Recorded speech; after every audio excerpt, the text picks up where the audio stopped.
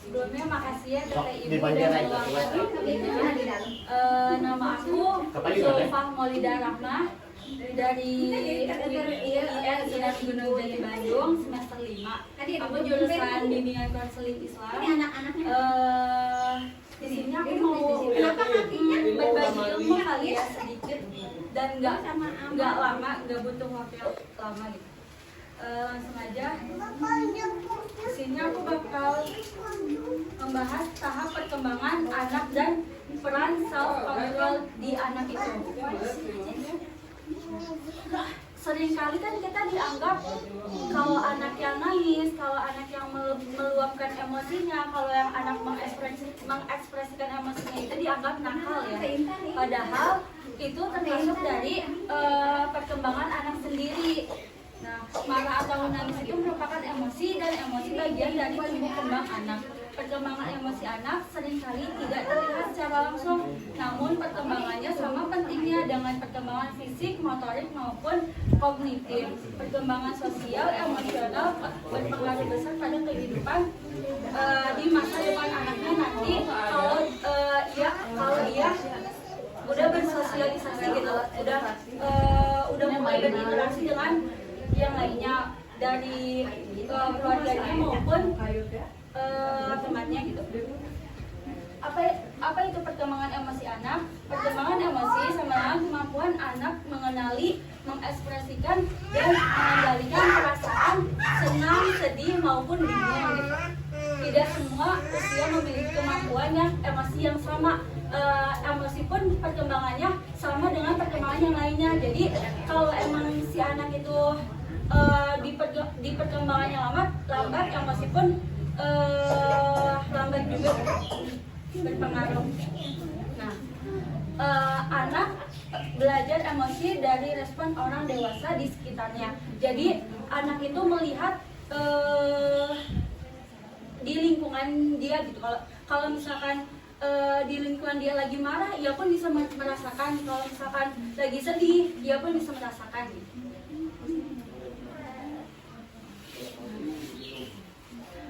Tahap emosi usia dari 0 sampai 2 tahun. Emosi dasarnya itu senang, takut, marah, tidak nyaman. Cara mengekspresikannya itu dengan alat komunikasi utamanya itu dengan menangis. Ia lapar, ia pasti nangis. Ia tidak nyaman, pasti ia nangis gitu. Mulai membangun rasa aman dan percaya. Kan kalau bahasanya mah bau leungeun kali ya.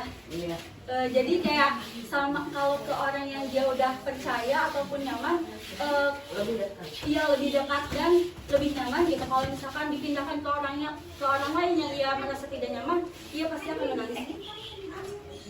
Nah, peran orang tuanya itu respon cepat dan konsisten dan juga memberi rasa aman dan kelekatan. Tahap emosi di usia 3-5 tahun. Emosi mulai beragam, marah, cemburu, malu. Tantrum sering muncul, belum mampu mengontrol emosi sendiri. Di usia itu biasanya anak cemburu ke misalkan dia lebih dekat ke papanya. Si anak itu nggak boleh loh melihat papa sama mamanya itu dekat. Biasanya itu merasakan kecemburuan itu gitu. Itu kan si Najib kan begitu mata kecemburuan ya, nggak boleh ya ini sama papa ya. Kalau enggak mungkin ia punya kakak, terus si ibunya tuh lebih ke kakaknya dan si anak itu merasa cemburu gitu. Kalau yang dewasa juga suka gitu. Yang dewasa juga Dewasa juga. Pendampingan yang tepat. Pendampingan yang tepat untuk orang tua ke anaknya.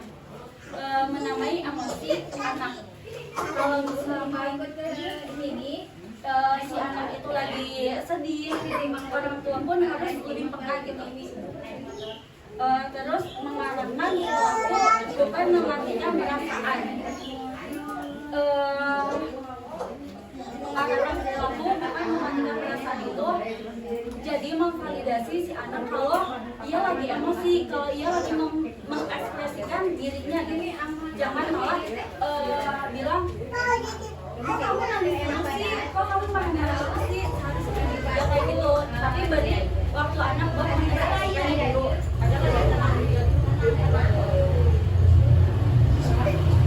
Terus ada tahapan emosi di usia 6 sampai 9 tahun. Mulai memahami aturan sosial di lingkungannya dia, terus bisa menahan emosi tapi masih perlu bantuan, sensitif terhadap ujian dan kritik.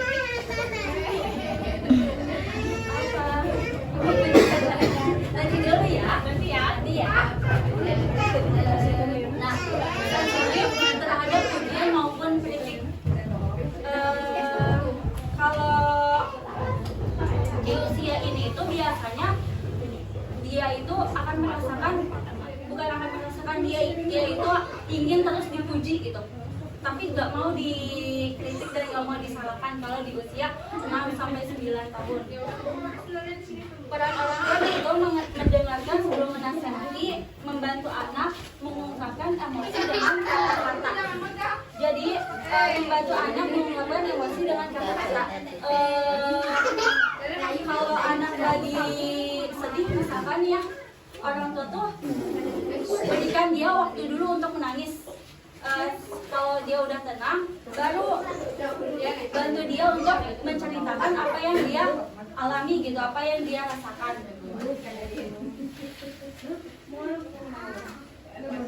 Selanjutnya tahap emosi usia 10 sampai 12 tahun. Emosi lebih kompleks dan intens, mudah tersinggung, mulai mencari identitas diri. Di usia ini kan di usia pubertasi ya. Jadi di usia ini tuh anak tuh paling rentan, paling gampang tersinggung, paling nggak boleh gitu disenggol, sama sekali nggak boleh. Nah, pendekatan yang tepat untuk orang tua kepada anaknya itu diskusi bukan perintah, menghargai pendapat orang, menghargai pendapat anak. Jadi kalau misalkan anak bercerita ataupun anak ingin sesuatu gitu ya, hargai dulu keinginan dia atau cerita dia, baru kalau misalkan ibu merasa itu salah, bicarakan secara baik-baik gitu, jangan langsung menentang gitu. Karena di usia ini anak tuh gampang tersinggung dan gampang memberontak. Di usia 10 sampai 12 tahun. Selanjutnya tahapan emosi remaja. Emosi remaja itu naik turun, ingin mandiri tapi masih butuh dukungan, rentan konflik dengan orang tua. Di masa remaja ini masa peralihan ke dewasa kali, jadi dia tuh masih membutuhkan pendampingan orang tua walaupun dia ingin mandiri, tapi aslinya dia tuh masih butuh apa ya, pendampingan orang tua gitu, masih butuh dukungan orang tua. Nah, kunci pendampingannya itu komunikasi dua arah, ibu maupun anak ataupun ayah dengan anak gitu, kepercayaan, batasan yang jelas.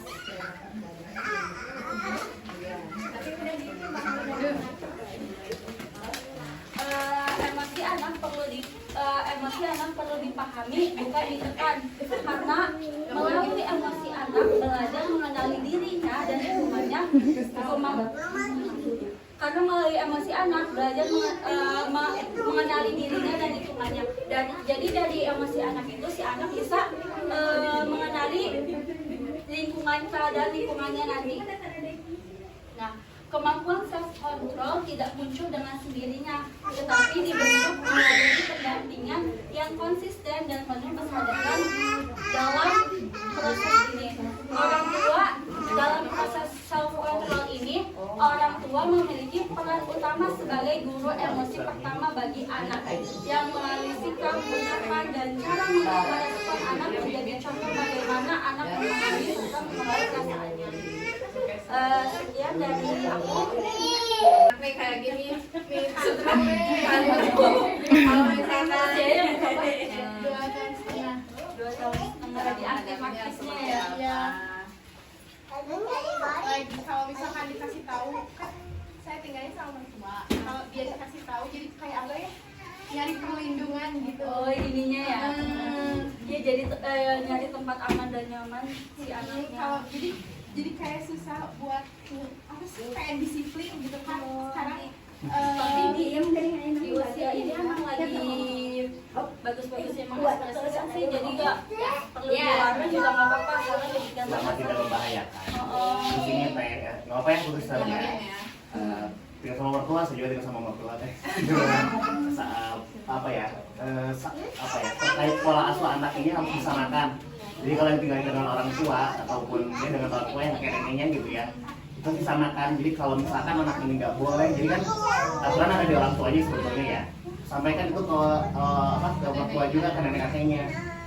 Ma, Pak, Bu gitu ya, Pak Ayah gitu ya, ini tolong untuk si Ade kami pola didiknya seperti ini gitu, dari A sampai Z jelaskan gitu ya. Karena biasanya neneknya itu pasti akan memanjakan gitu ya. Nah itu sampaikan. Nah, saya pun di rumah seperti itu. Saya dengar itu berkomitmen ini anak kita cara asuh kita yang pegang, jangan sampai ketika anak nangis contoh seperti ya, anak nangis kita biarkan. Tapi kalau kakek neneknya mah ketika seperti itu kan dirangkul ya. Nah tadi kan ada yang bilang ya biarkan aja dia nangis dulu gitu, supaya dia tahu dulu udah tenang dan sebagainya, kita harus tahu. Nah itu saya di rumah juga seperti itu gitu. Akhirnya orang tua pun mengerti, ya udah dibiarin aja gitu aja. Kalau ini kan kalau nangis saya kan punya pikiran kan juga kalau capek kalau udah Iya. diem sendiri diluapin. Tapi kalau mertua jadi bilang mending kamu udah tenang. Kita aja harus kuat gitu sih, harus kuat mental juga sih itu sebetulnya. jadi bekerja sama dengan mertua. Nah, dikasih edukasi aja mertuanya, ibunya kakek neneknya dikasih edukasi aja, diajak ngobrol bahwa pola asuh seperti ini. Jadi ketika ada dua pola asuh ya anaknya pasti akan jadi pelindungan, betul gitu ya. Ketika anak ini sama orang tuanya tuh dimarahin gitu ya, anggap ditegur gitu ya, kita disiplinkan, dia langsung ke kakek neneknya. Ini yang menjadi anak jadi bingung sebetulnya tuh, kepribadiannya pun akan berubah. Nanti yang kita pengennya apa gitu malah jadi kayak mungkin ya tentu jadi agak sedikit melawan gitu. Iya, Biasanya emang seperti itu. juga jadi kayak gitu. Kalau saya jadi kalau mau apa, sok ambil sendiri, apa-apa ambil sendiri sama neneknya suka diambilin. Uji kamu jangan terlalu galak. Padahal bukannya galak, pengen disiplin gitu. Nah itu dikomunikasikan supaya sama gitu. Kalau saya seperti itu gitu, jadi akhirnya kakek-neneknya aja ya segan gitu.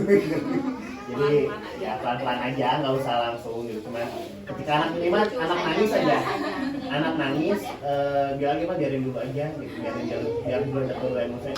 Ya juga kasihan, tapi kalau dia nggak di seperti ini dia nggak bisa ngatur emosinya, jadi naik turun gitu si emosinya. Itu sih kalau yang ngomongin emosi ya. Gitu. Tapi nanti pribadinya nanti misalnya ini berapa tahun sekarang? 2 tahun Tahun setengah. Nanti ada fasenya, ada Nah, perubahan. berubah lagi, tiap tahun tuh berubah. Ya, ada setiap fasenya ada berubah. Sekarang ini nanti ada di masa dia ada ya ada ketenangan, nanti agak tenang, makin ke umurnya makin besar itu ada ketenangan apa sih kalau misalnya asal dia masih dalam pantauan kita dan kalau apa terlihat aman gitu ya, melakukan hal yang masih menurut kita aman ya Tangannya weh. nggak apa-apa sih kalau seperti menggambar di tangan di tembok sebetulnya tidak usah dibicarain ya karena ini jadi pelukis gitu kan di otak kan anaknya nanti jadi pelukis. Tapi kalau misalkan sudah membahayakan, misalkan pakai alat-alat yang tajam, pakai ngegambarnya kayak gitu ya, mungkin itu yang harus diawasi dan harus dihindari kalau misalkan. Tapi kalau misalkan masih normal kayak gitu ya nggak apa-apa, mereka masih kalau jalan diri apalagi ini kalau udah kayak gitu ya lagi mengolah emosi sendiri apa-apa nanti juga asal teteh memang tahu keras pemilihan lima aktivitas pisan kan ya ibaratnya ternyata itu kan ada yang lain ini jalan dulu. Nanti kita ini ya perkembangan anak di situ ada dari 0 bulan, 0 bulan, 1 bulan, 2 bulan, 3 bulan. Sama nih. Makasih ya mudah-mudahan bulan depan ini lagi kumpul lagi. Waalaikumsalam warahmatullahi wabarakatuh.